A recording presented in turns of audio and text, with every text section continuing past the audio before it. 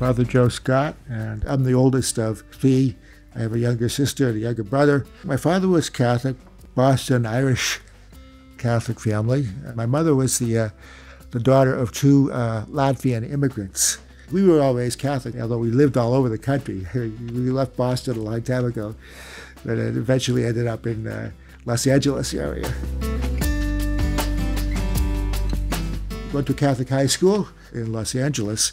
Father Bud Kaiser, who was there's this new movie out about Father Bud Kaiser, at that time was really in his prime. 1962, 63, he had just begun his ministry to the TV. He was young and vibrant and gave a great talk, and so I got intrigued. And there was a little comic book at that time that they passed out. It was called The Paulist Missionary to Main Street. And so I picked up a copy of that. The Paulist had the Paulist Press and outreach to a lot of Paulists, wrote books, and I always was interested in writing. I'm really looking for an opportunity to give it like a really fresh approach to the faith. That somebody will read it and say, I never thought of it that way. That's a really helpful way of understanding my faith. When I started out, I was working at campus ministry, which is kind of typical for a younger priest.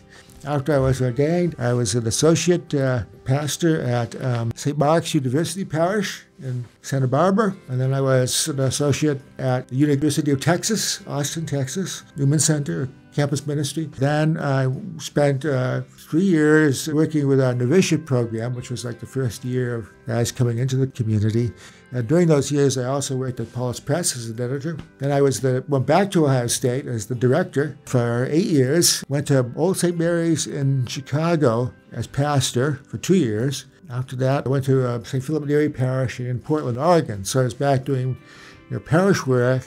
But after that, I went back to Paulist Press for a few years. And after that period, I said, I wanted to be closer to my family who were getting older. And I asked the community if they could, if a place opened in either campus ministry or parish work, I would be interested in doing it. And so they said, well, how about going back to Santa Barbara? So I went to Santa Barbara twice, and I went to the Ohio State twice, which was very good for me. I enjoyed all of those times. And then I went to Los Angeles for 10 years, St. Paul the Apostle Parish, working primarily in parish, but I was also there. I worked with the diocesan director of campus ministry there, Father Alexi Smith, as part of the Interfaith Religious Council.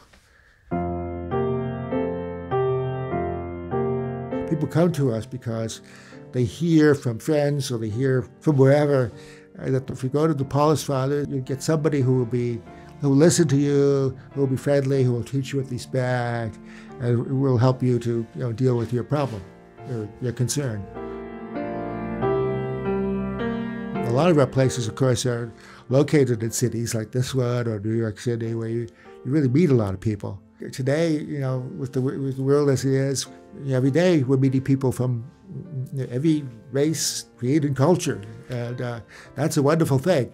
And so, I think the interreligious dialogue is kind of a way of being part of that and sort of taking advantage of it, I guess. Making it possible to get to know better people who may be very different in some ways from myself.